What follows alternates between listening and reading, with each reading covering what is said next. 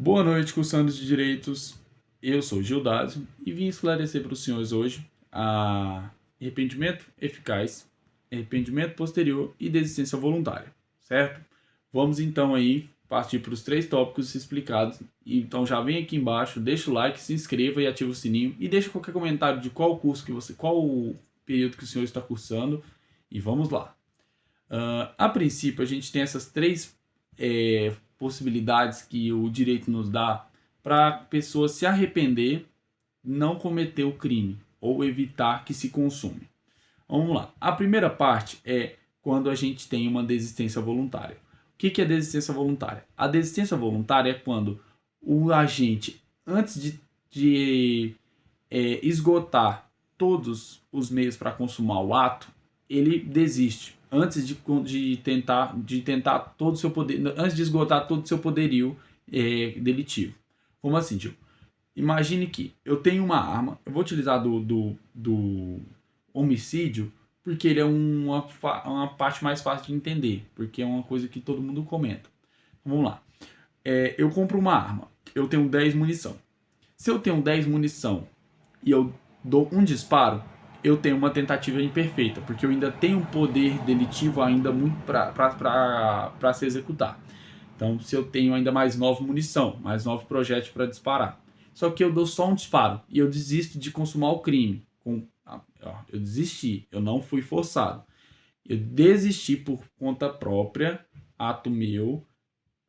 Pode ser que não parta de mim, mas se eu ainda tenho a função, a competência e a possibilidade de continuar e eu por si só não quero continuar, é desistência voluntária, tá? E aí ele vai ser punido só pelo crime que ele já cometeu e não pelo que ele queria, pelo dolo que ele tinha. Então, se eu agir com ânimos necandi, que é a intenção de matar, só que antes de eu consumar esse crime, eu ainda tenho mais um poder delitivo para cometer, eu ainda tenho mais recursos para continuar esse delito, e eu paro, aí eu tenho uma desistência voluntária. Tá? Lembra que esse não pode se consumar. Então, se eu tenho 10 munição, eu disparo uma e essa pessoa vem a morrer, independente se eu tenho ou não mais poder delitivo para continuar a cometer o ato, eu vou responder por homicídio.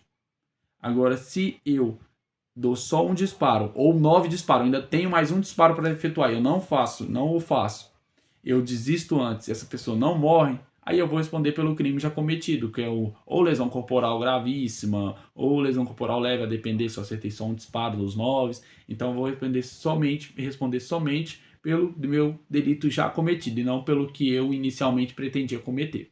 Esse é a desistência voluntária e é conhecida como uma ponte de ouro, porque ela incentiva a pessoa que comete o delito a não consumar, tá?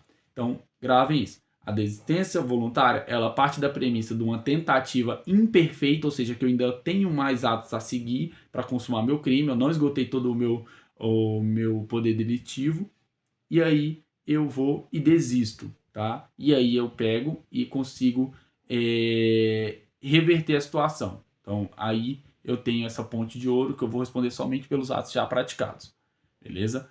A segunda hipótese é a hipótese, né? É o arrependimento eficaz. O arrependimento eficaz é o seguinte: lembra que o arrependimento, a desistência voluntária é quando você não esgota todo o seu poder delitivo, certo? E você evita a consumação do crime, beleza?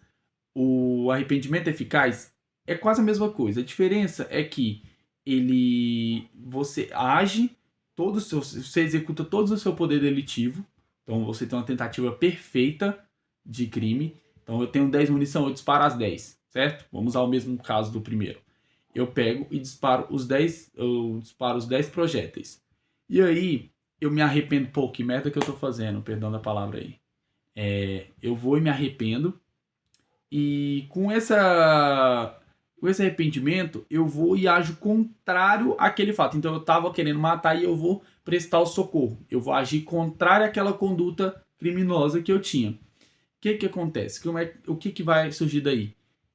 Essa pessoa, em virtude do meu socorro, ou por outro motivo, ela não morre quando eu desisto de consumar esse crime, ela não morre e eu não consumo o crime, eu tenho um arrependimento eficaz. Lembra, para ter o arrependimento eficaz, o próprio nome fala, é eficaz. Então, eu executo todo o meu poder delitivo, eu esgoto tudo que eu posso fazer. Então, se eu tenho 10 tiros, eu dou 10 tiros. Se eu tenho um tiro, só tenho um tiro, eu comprei uma arma com um tiro, deu um disparo, eu acabei com todo o meu poder delitivo, certo? Então, aí eu tenho um arrependimento eficaz quando eu ajo em forma contrária àquela minha ação primária. Então, eu disparo e vou e presto socorro. Eu agi contrário àquela ação. Eu tenho, então, um arrependimento eficaz. Desde que ele seja eficaz, a vítima não pode morrer. Se ela morrer, aí, consumação do crime, não tem no que se falar em arrependimento. Mas aí ela vai agir com... tentar reparar esse problema que ela causou, beleza? Essa é a nosso arrependimento eficaz, beleza? A terceira hipótese, bom, a gente falou da desistência voluntária, que é a tentativa imperfeita. O arrependimento eficaz, que é com uma tentativa perfeita. Agora, o arrependimento posterior, que é quando tem a consumação do crime. No que acontece? Para a gente ter uma consumação do crime e ter um arrependimento posterior, que vem depois da consumação do crime, tem somente em crimes materiais. Por quê? Porque não tem como eu fazer e sem grave ameaça, tá? O nosso Código Penal, ele fala, para ter um arrependimento posterior, tem que ser em crimes materiais e não pode ser grave ameaça ou violência, beleza? Então, se eu tenho um roubo, que é o quê? O que é o roubo? Artigo 157, que é utilizando de grave ameaça ou violência, você subtrai a coisa de outra, beleza? E aí a gente tem o roubo. Então, crimes que têm grave ameaça ou violência, não posso ter o arrependimento posterior. Porque também não vai ter como você... Porque qual que é a premissa do arrependimento posterior? É você restituir a coisa no valor integral ou reparar o dano. Quando você faz isso antes da denúncia ser recebida pelo juiz, tá? Então, o juiz não recebeu a denúncia ainda, aí eu vou e restituo ou eu ressarço, né? Nessa conjugação do verbo é essa. Como eu estou aqui como um cursando ainda estou em desenvolvimento e eu tento passar um pouco do conteúdo que eu sei. Então, eu tenho uma desistência, um arrependimento posterior quando eu faço isso. Quando eu restituo a coisa ou reparo o dano antes do recebimento da denúncia. Recebimento da denúncia é quando o juiz aceita, porque o inquérito é instaurado, aí o promotor de justiça oferece a denúncia para o juiz e o juiz recebe a denúncia. Se ele não recebe, o inquérito é arquivado. Beleza?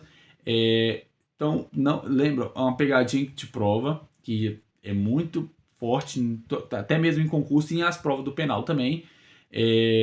Não é antes do oferecimento da denúncia, e sim antes do recebimento da denúncia, porque quem oferece é o promotor e quem recebe é o juiz. Então o juiz tem que receber a denúncia para poder não ser mais aceita a restituição ou reparação do bem.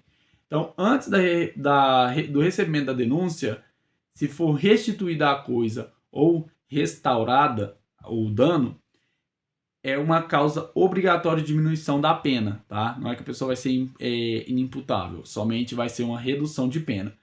Isso é conhecido como uma ponte de prata para que a pessoa se arrependa do que fez e repare o dano. Então, senhores, o vídeo ficou por aqui, tá? Não esqueça de deixar o like e tirar as dúvidas no comentário, eu vou responder todo mundo, beleza? É o primeiro vídeo do canal e dei um feedback o que eu posso estar melhorando e eu vou tentar melhorar para vocês tanto o conteúdo, fala se vocês preferem com imagem, sem imagem, com escrita na tela ou só a gente falando, comunicando aqui, fica melhor, ok? Então é isso, valeu!